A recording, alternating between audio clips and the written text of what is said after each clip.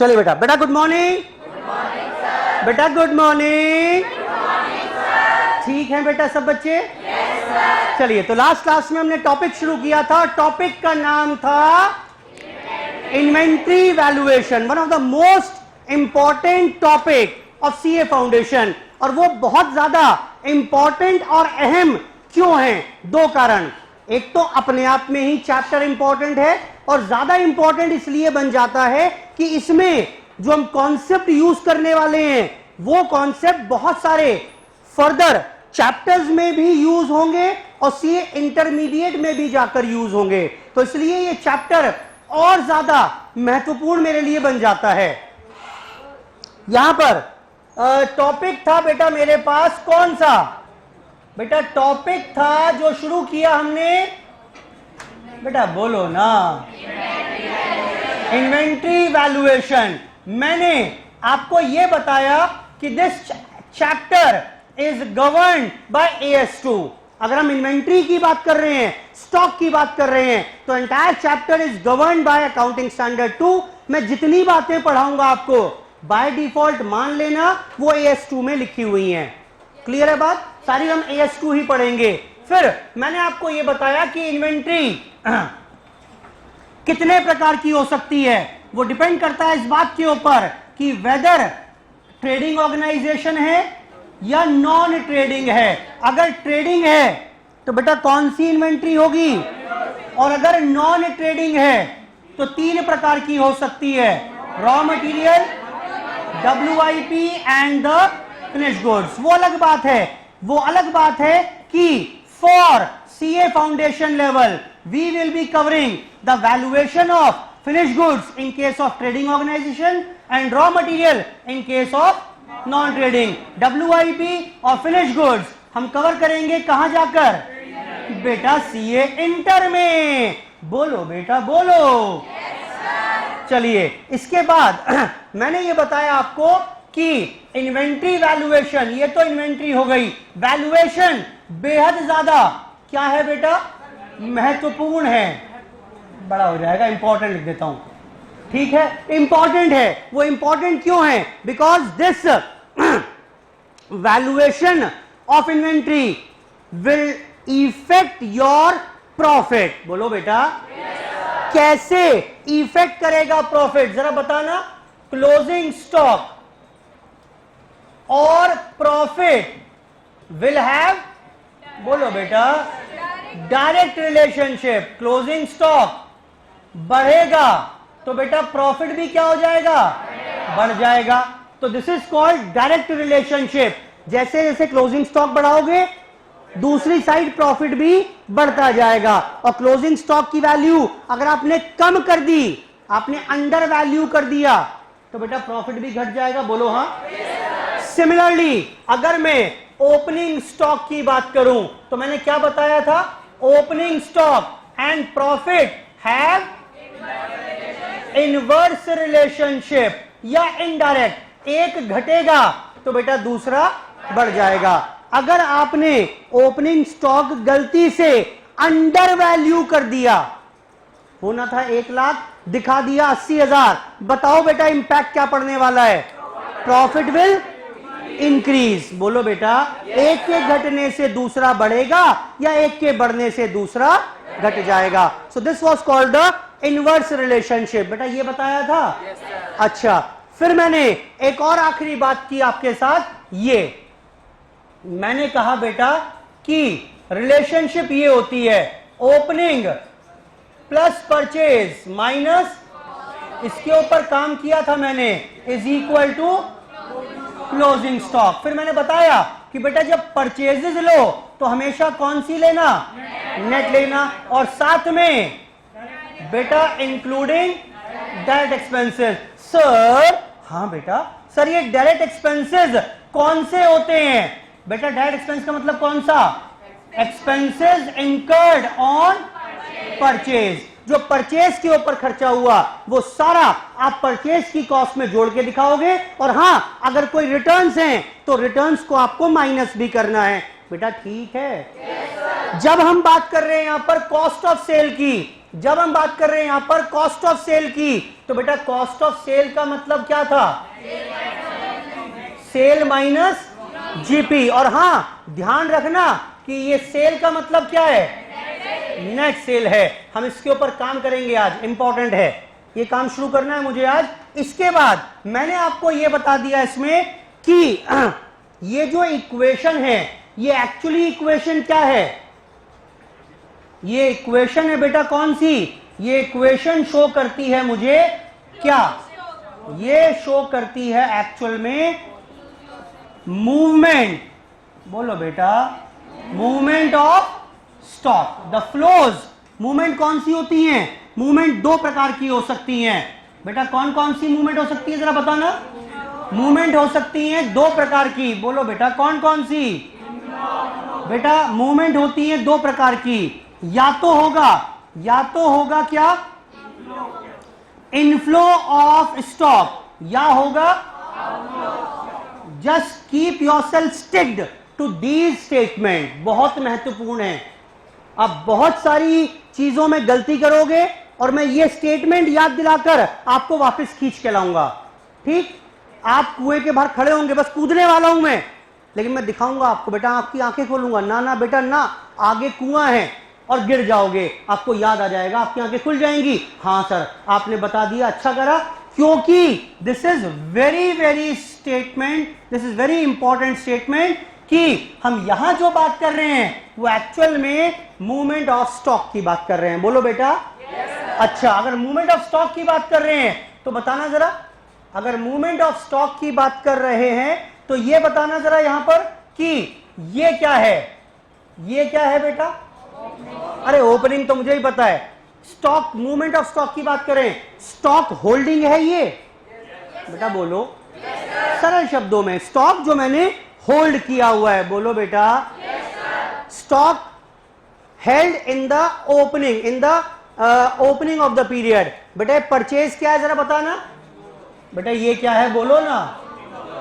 ये है बेटा मूवमेंट ऑफ स्टॉक की टर्म्स में बात करें तो ये है इनफ्लो ऑफ स्टॉक, बोलो ये सेल क्या है? नहीं है नलायक, कल यही तो बताया था, सेल आउटफ्लो ऑफ स्टॉक नहीं होती, बताया था बेटा। बोलो बेटा सेल में दो कंपोनेंट होते हैं, भूल गए क्या राजा बेटा? समझाया तो था। सेल का मतलब जानकर, देखो मेरा काम है भटकाना आपको बार बार। मैंने जान के स्मार्टली गेम खेला, मैंने कहा इसका मतलब क्या, आपने कहा होल्डिंग ऑफ स्टॉक, इसका मतलब क्या, इनफ्लो ऑफ स्टॉक। मैंने कॉस्ट ऑफ सेल का मतलब नहीं पूछा, देख रहे हो मेरी चालाकी?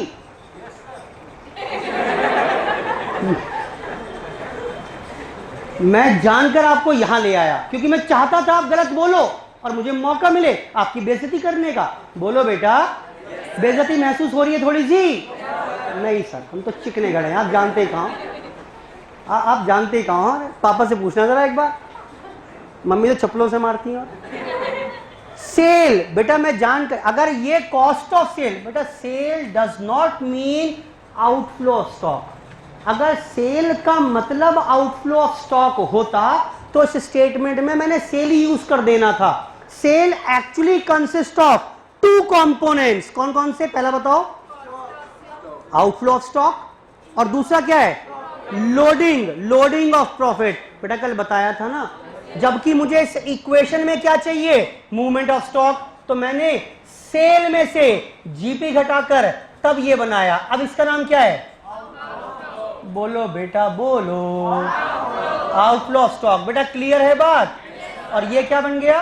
Stock holding at the year and. I hope ठीक है। इस इक्वेशन में मैंने बताया कि चार वेरिएबल्स हैं, opening, purchase, cost of sale, closing. इस चारों में से कोई भी एक मिसिंग होगा तो with the help of other three variables you can find out that missing variable. बोलो ठीक है? yes, sir. ओके लो और समझो जरा, मेरी मदद करना बेटा। ओपनिंग स्टॉक है, अभी नोट मत करना कुछ भी, 1 लाख का परचेज है, 5 लाख रुपए की कॉस्ट ऑफ सेल है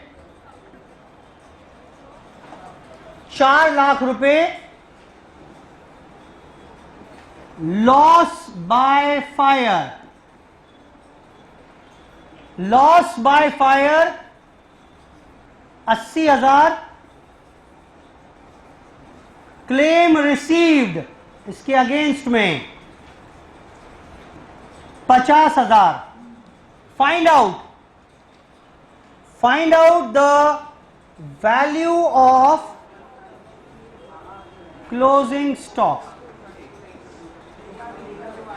जी बेटा, देखें बेटा कौन होनहार बैठा है यहां पर,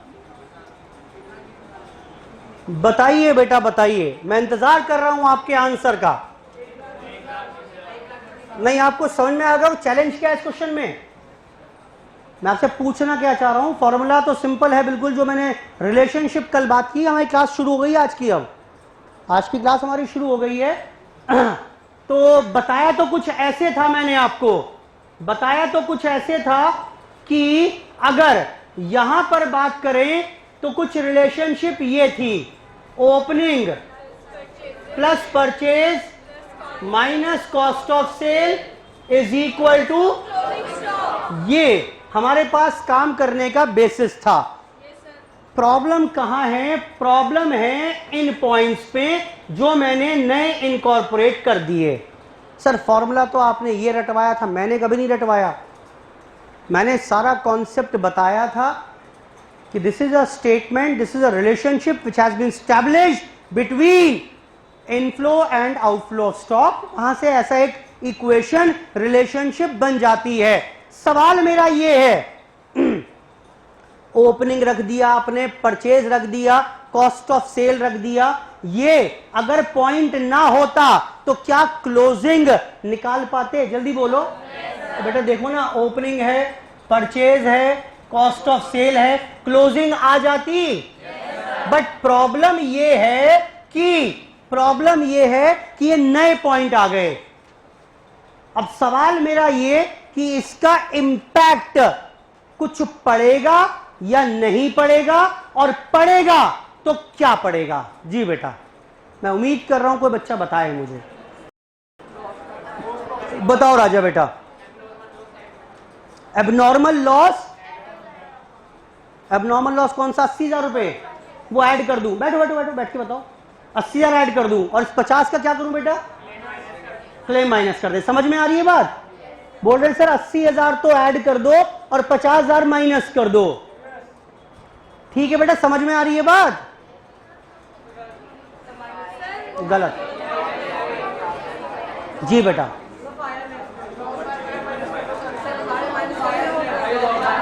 लॉस बाय फायर माइनस करेंगे। बोल रहे हैं सर लॉस बाय फायर तो माइनस कर दो।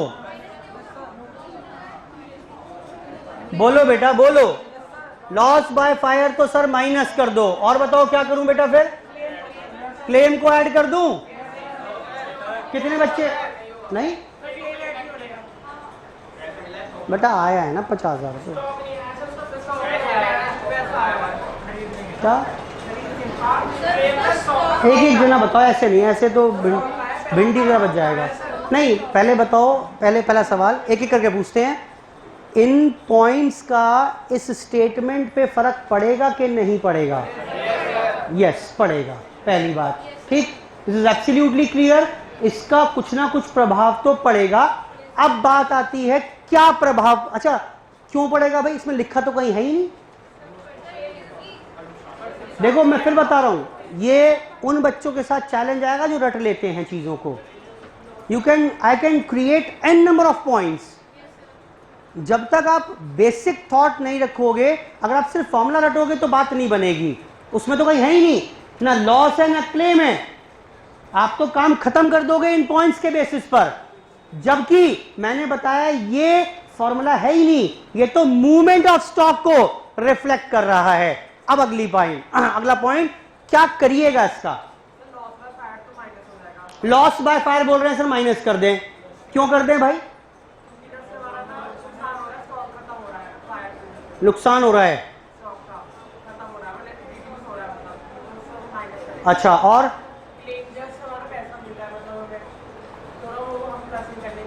नहीं आ रहा है ना, इनफ्लो हो तो रहा है, इनफ्लो इनफ्लो इनफ्लो आ रहा है, आ रहा है, आ रहा है, जो आता है वो ऐड करते हैं। बोलो बेटा, जैसे परचेज आ रहा था तो हमने ऐड कर दिया, ऐसे क्लेम आ रहा है तो हम ऐड करेंगे। बोलो बेटा, चलो नोट लिखो फटाफट से कि जब भी लॉस बाय फायर होगा तो उसे माइनस करेंगे, क्लेम को ऐड करेंगे। लो लिखो लिखो फटाफट, इंपॉर्टेंट नोट लिखो नालायको। समझ में आ रही है बात क्या बोल रहा हूं मैं? आपको स्टॉक का मूवमेंट देखना है।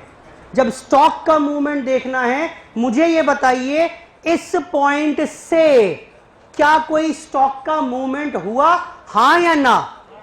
बोलो बेटा, बिल्कुल हुआ है। Loss of stock, loss by fire results in outflow of stock. Stock कम हो गया कि नहीं हुआ? मत बोलना मुझे कि घाटा हुआ या मुनाफा हुआ, मुझे मुनाफे घाटे की चिंता नहीं है। मैं ये बोल रहा हूं जब लॉस बाय फायर हुई, जब आग लग गई स्टॉक में, तो स्टॉक कम हो गया, आउटफ्लो ऑफ स्टॉक हुआ, शुड बी कंसीडर्ड। कैसे होगा भी बात की बात है, आएगा यहां पर, ये आएगा, because this transaction, this incident results in movement of stock. बोलो बेटा हाँ। अब बेटा मैंने रोना धोना शुरू कर दिया, नुकसान हो गया, आग लग गई, मर गए, कट गए।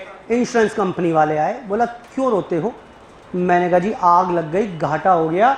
बोला कोई बात नहीं, क्यों रोते हो? मैं हूं ना, आपने मुझसे इंश्योरेंस लिया हुआ था, कितने का घाटा हुआ? मैंने कहा जी 80,000 रुपए का घाटा हो गया, मर गया, कट गया, लुट गया। बोला नहीं टेंशन मत लो, सारा तो ना दे पाएंगे, मैंने इवैल्यूएट कर लिया, 50,000 का लॉस जायज है आपका, मैं 50,000 रुपए आपको दे दूंगा। और इंश्योरेंस कंपनी ने 50,000 मुझे दिलवा दिए। मुझे बताइए क्या करिएगा, क्या करेंगे इसको? बेटा ऐड कर दें? अरे मूवमेंट हुआ ना बेटा, स्टॉक का मूवमेंट नहीं हुआ, it would result in movement of cash.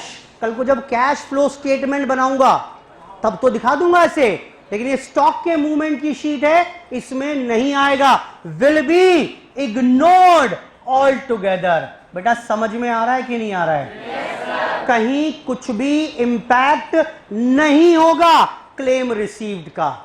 बेटा बोलो yes, ठीक। तो अब जरा बता देना आंसर क्या बन रहा है इसमें आपका, ये बोलो बेटा आंसर क्या बन रहा है जी? तो ये बनेगा हमारे पास यहां पर सॉल्यूशन, ओपनिंग विज 1 लाख। बोलो बेटा परचेज कितनी? 5 लाख की परचेज है, लेकिन इसी में से 80 का माल तो खराब ही हो गया, ठीक है, minus cost of sale is like 4 lakh. Now you will be getting the closing stock. जरा बताओ क्लोजिंग स्टॉक कितना आ गया? 1 लाख। मैं चाहूंगा इसको बुक में अपोजिट साइड पर नोट करिए, एग्जाम्पल डालकर, एग्जाम्पल 1। मैं बहुत सारा काम एग्जाम्पल्स में कराऊंगा आज। लो जी करिए नोट, इंपॉर्टेंट पॉइंट था, बहुत गलती करते हैं बच्चे इसमें। It's a very common mistake, it's a very common mistake कि क्लेम भी कंसीडर कर लेते हैं, जबकि क्लेम का तो वास्तव में कहीं कोई मायने ही नहीं है, कहीं कोई मायने नहीं है सर। लेकिन क्लेम दिखाते तो थे कहीं ना कहीं, ये तो हमें याद आ रहा है, हमने क्लास 11th में फाइनल अकाउंट्स चैप्टर किया था, दोबारा भी करेंगे अभी सीए फाउंडेशन में। तो क्लेम कहीं तो आता था सर, आप बोल रहे हो इग्नोर कर दो, हाँ बिल्कुल ठीक कह रहे हो, आता था। बताता हूं अभी 5 मिनट बाद कहां, पहले फिलहाल नोट करो इसे, आता हूं, अभी खत्म नहीं हुई चर्चा, चर्चा थोड़ी सी बची हुई है अभी मेरी। बेटा विजिबल है ना पीछे तक? राजा बेटा दिख रहा है पीछे? चल नोट करो फटाफट से।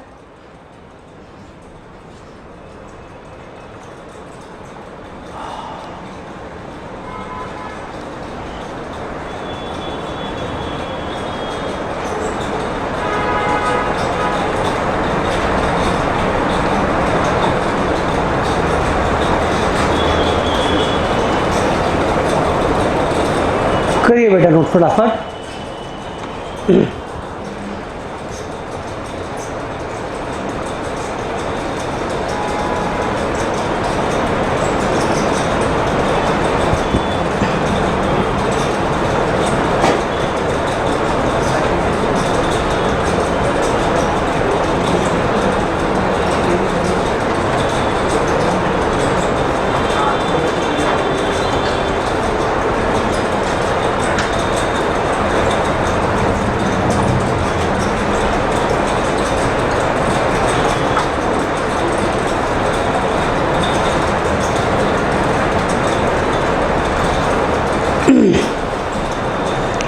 बेटा नोट कर लिया? yes, sir. देखो समझो एक बात, इसी को थोड़ा एक्सटेंशन और बता रहा हूं मैं, हटा दूं उसको बेटा यहां से? ये देखो, अगर आपको याद हो तो ऐसे ये ट्रेडिंग एंड पीएनएल बनाया करते थे। इसमें आता था ये ओपनिंग स्टॉक, अगर थोड़ा बहुत याद हो परचेज यहीं से लेस करते थे, लॉस बाय फायर, बोलो बेटा। तो यहां दिखाते थे क्या? सेल्स, और ये क्या है? जीपी, और यहां आ जाया करता था क्लोजिंग स्टॉक। अब बात बताऊं मैं आपको, राज की बात है ये, बताना मत किसी को। वो ये कि ये जो अकाउंट है ट्रेडिंग अकाउंट, ये जो ट्रेडिंग अकाउंट है ये एक्चुअल में स्टॉक अकाउंट ही तो है। ये एक्चुअल में स्टॉक अकाउंट ही तो है। स्टॉक अकाउंट सर कैसे? देखो ना, ये क्या है? बोलो बेटा क्या है ये? Opening stock. और क्या था स्टॉक स्टेटमेंट में, जरा बताना एक बार। प्लस करते थे परचेज, बोलो बेटा। लेस क्या करते थे? सेल। नलायक, सेल नहीं माइनस करते थे भाई, क्या माइनस करते थे? और कॉस्ट ऑफ सेल ही तो है ये, सेल माइनस जीपी, बोलो। तो क्लोजिंग स्टॉक आ जाता था। तो this is nothing, this is simply a stock account. जो ट्रेडिंग अकाउंट होता है वो स्टॉक का मूवमेंट ही तो दिखा रहा है, स्टॉक कहां से कितना आया, कहां गया, और क्योंकि एक्स्ट्रा में गया तो मुझे कुछ मुनाफा हो गया। क्लियर है बात? अब वो मैं आ रहा हूं आग लगने वाली घटना पर। लॉस बाय फायर है, लॉस बाय फायर हुआ तो एक तो स्टॉक कम हो गया, दूसरा इंपैक्ट क्या पड़ेगा उसका? बेटा लॉस हो गया, लॉस बाय फायर। कितना था ये मेरे एग्जांपल में? 80,000। ये 80,000 यहां आया। बेटा ये ट्रीटमेंट करते थे, अगर आपको थोड़ा बहुत याद आ रहा हो क्लास 11th में फाइनल अकाउंट्स में, अगर लॉस बाय फायर है तो उसके दो इंपैक्ट पड़ेंगे। एक तो स्टॉक कम हो जाएगा, इसे छोड़ो, चलो इसे छोड़ो, अब मेरी बात सुनो सिर्फ। अगर मैंने कहा स्टॉक में आग लग गई तो हर ट्रांजैक्शन के दो इंपैक्ट पड़ते हैं, एक डेबिट होता है, एक क्रेडिट। तो इस घटना से क्या होगा? एक तो मेरा स्टॉक कम हो गया, बोलो, और दूसरा मेरे नुकसान हो गया स्टॉक का 80,000 का। तो मैंने वही तो किया, जब स्टॉक कम हुआ तो स्टॉक शीट में दिखा दिया मैंने, बोलो। और दूसरा पीएनएल अकाउंट है ये, वहां पर डेबिट कर दिया, यानी ये मैंने क्या किया है? ये मैंने लॉस बुक किया है। बेटा समझ में आ रही है बात? और जब यहां से माइनस किया तो क्या किया बेटा मैंने? ये मैंने स्टॉक रिड्यूस किया है। बेटा ये दोनों का इंपैक्ट समझ में आ रहा है? वहां लिखा तो स्टॉक कम करके दिखाया, और क्योंकि एक घाटा भी हो गया तो इसलिए मैंने यहां पर दिखा दिया पीएनएल में डेबिट करके। बेटा क्लियर है? क्या इसके अगेंस्ट कोई रिकवरी हुई है? हाँ, कितने की?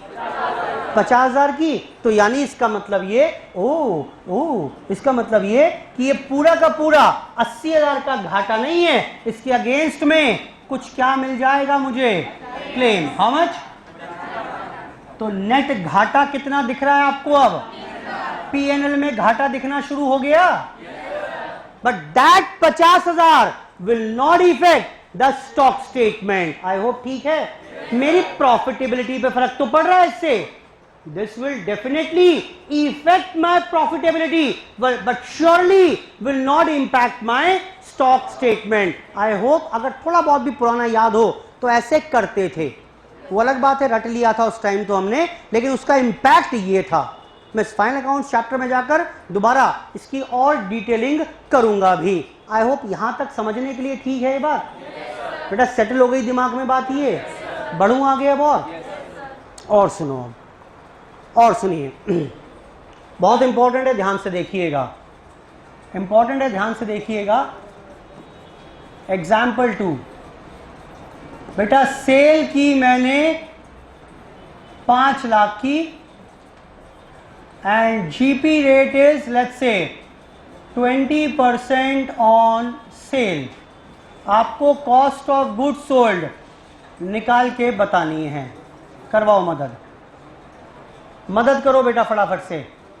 कॉस्ट ऑफ गुड्स सोल्ड कैसे निकालते हैं? Cost of sales, cost of goods sold, बोलो बेटा। कॉस्ट ऑफ गुड्स सोल्ड का फॉर्मूला है सेल्स माइनस जीपी। अच्छा, सेल कितनी की आपने? 5 लाख माइनस जीपी कितना है? 20% है 5 लाख का। बेटा क्लियर है बात? How much is this now? 5 lakh minus 1 lakh, this turns out to be 4 lakh rupees. कोई डाउट है इसमें क्या? नहीं होना चाहिए।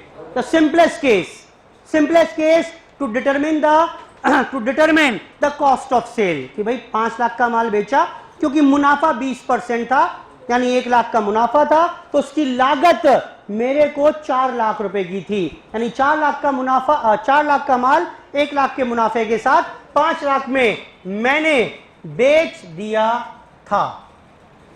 बेटा ठीक है बात ये? कुछ और सुनिए पहले, अभी और सुनिए, अभी नोट कर लेंगे बाद में, कोई चैलेंज नहीं है। एग्जाम्पल 3, सेल की मैंने 4 लाख की, GP rate is like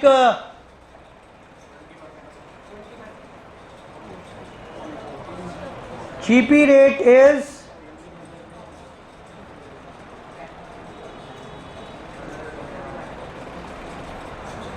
25% on cost.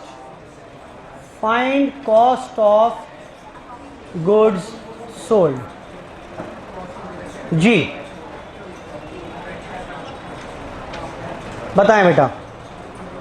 आसान है सर, आसान है। कॉस्ट ऑफ गुड्स सोल्ड का फॉर्मूला हमें आता है sir. Cost of goods sold का फॉर्मूला है सेल माइनस जीपी। सेल दी हुई है बेटा, बात ना करो, सेल दी हुई है 4 लाख और जीपी दिया हुआ है, बेटा जीपी दिया हुआ है कितना? 25% ऑफ 4 लाख। तो बेटा ये हो गया 1 लाख।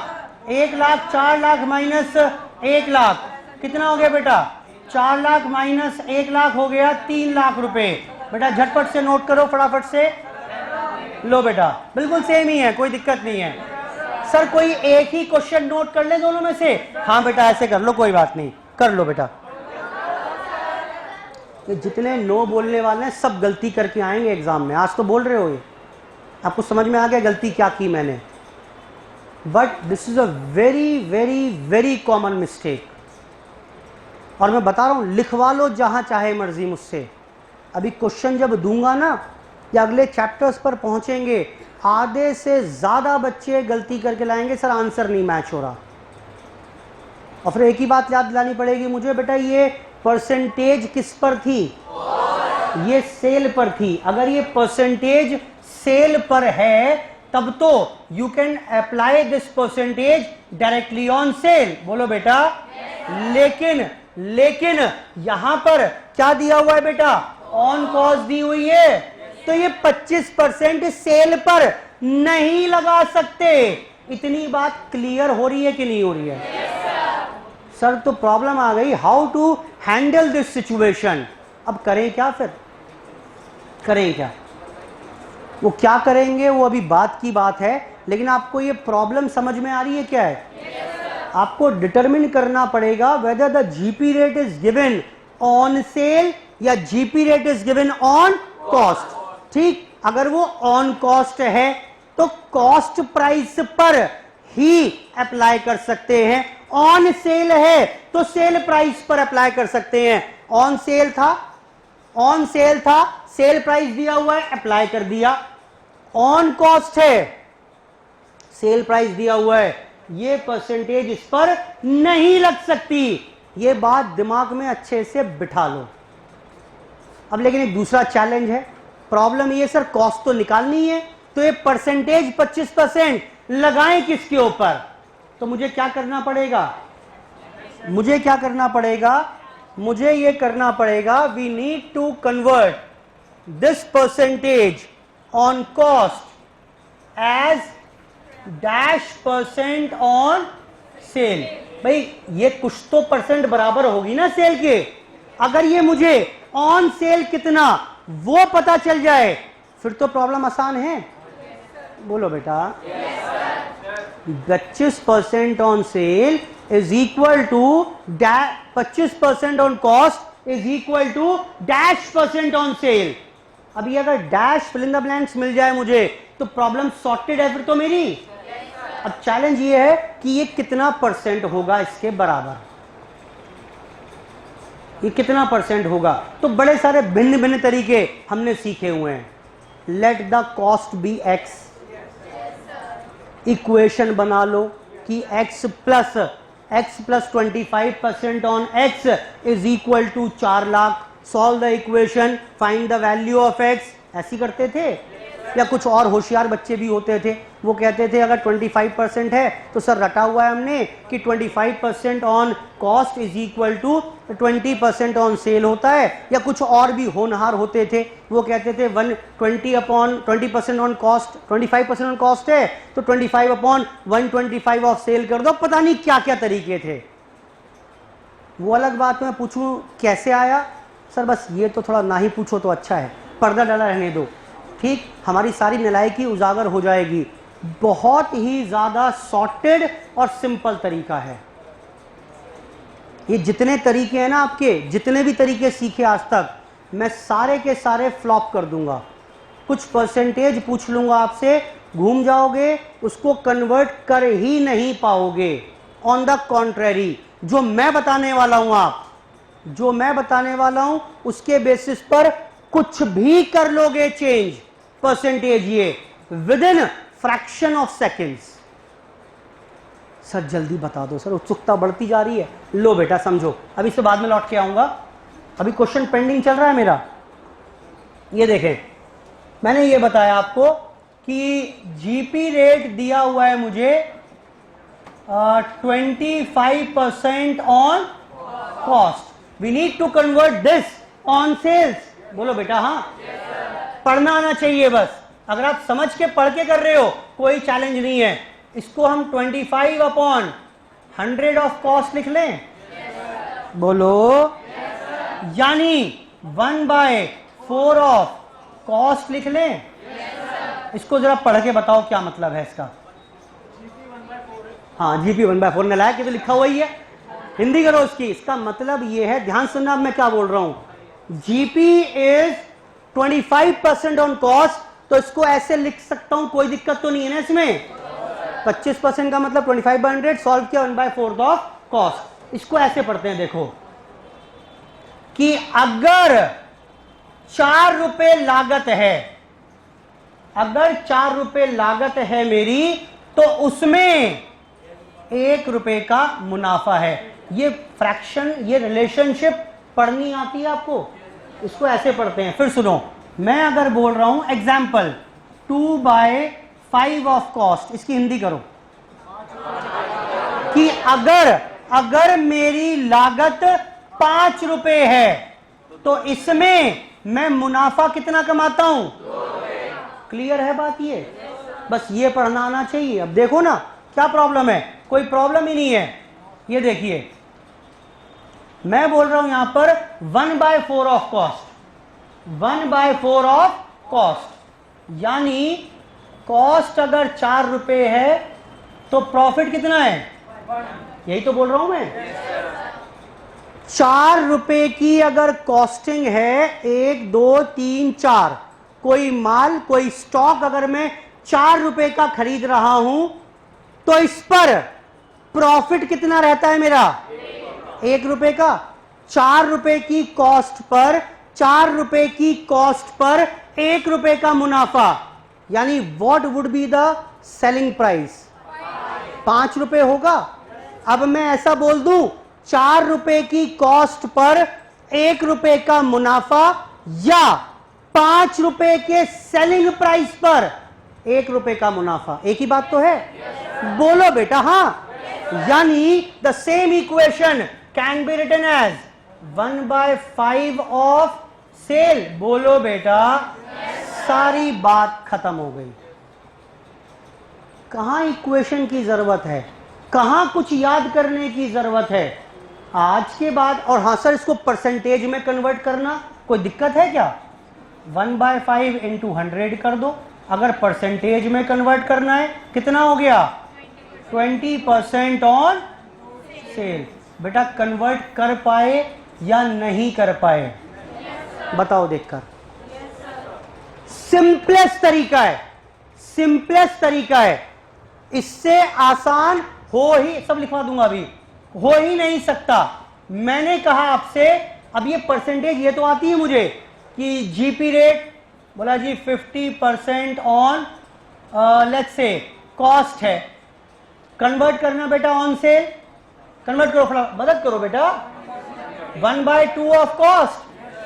बोलो बेटा, यानी कॉस्ट ₹2 तो प्रॉफिट ₹1, यानी सेलिंग प्राइस क्या होगा? कन्वर्ट करो 1/, कोई भी कोई चैलेंज नहीं है कन्वर्ट करने में आज के बाद।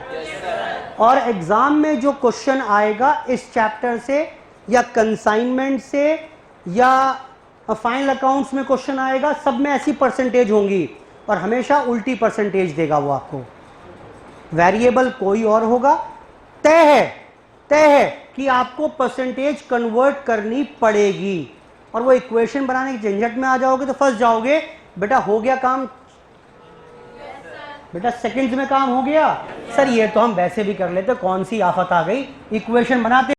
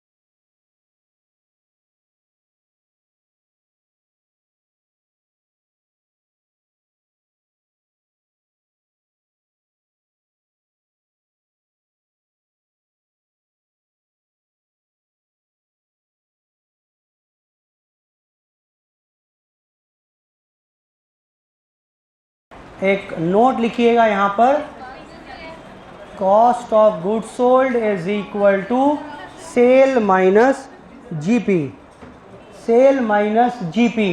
बेटा सेल रही 2 लाख रुपए, जीपी रहा बेटा 10% of 2 lakh। This turns out to be बेटा कितना, 1,80,000। बेटा नोट कर लिया, एक नोट डालो, बहुत काम आएगा भिन्न भिन्न जगह पर। लिखें बेटा, in the absence of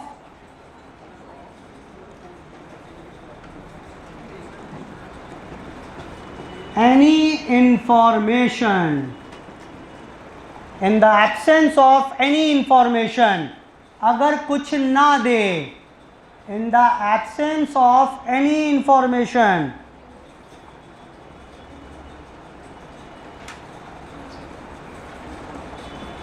always assume GP rate on sale, always assume GP rate on sale। हमेशा कुछ ना दिया हो तो GP रेट को हमेशा ऑन सेल ही मानेंगे। इसका रेफरेंस एग्जाम्पल मैंने साथ में बनाकर दे दिया आपको, रेफरेंस एग्जाम्पल साथ में दे दिया। बेटा ठीक है बात, ये भी कोई दिक्कत तो नहीं है। चलिए अब एक काम करते हैं, अब इतना तैयार कर दिया मैंने आपको कि अब आप कुछ काम मेरे साथ कर पाइएगा।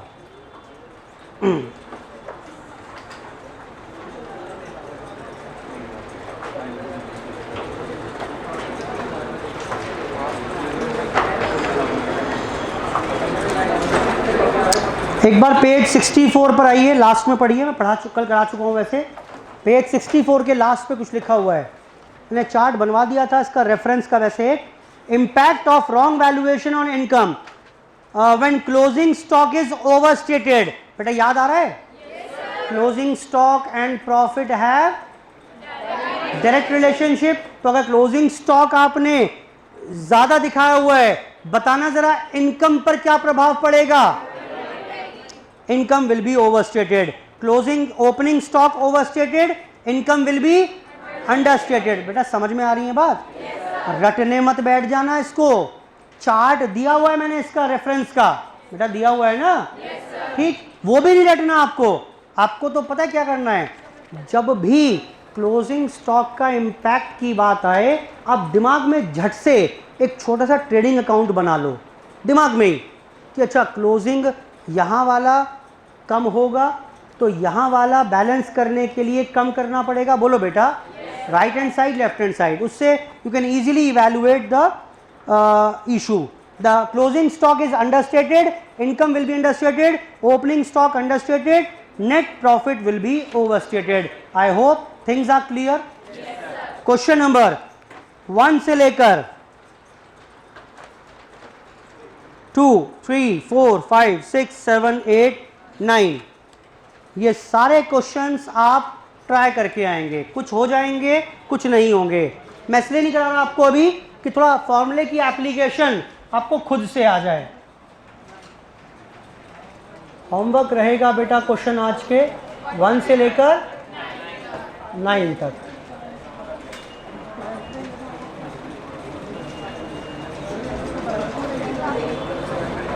वन से लेकर 9 तक के क्वेश्चंस आप कवर करेंगे होमवर्क में आज। ये सारे क्वेश्चन डिस्कस करूंगा मैं, सारे ही क्वेश्चन क्लास में डिस्कस करूंगा, लेकिन जितना मैंने अभी एक्सरसाइज की है सारी, जितना मैंने मेहनत की है, उस सब के बेसिस पर अब आप ये क्वेश्चंस खुद से प्रयास करने लायक तो बन गए।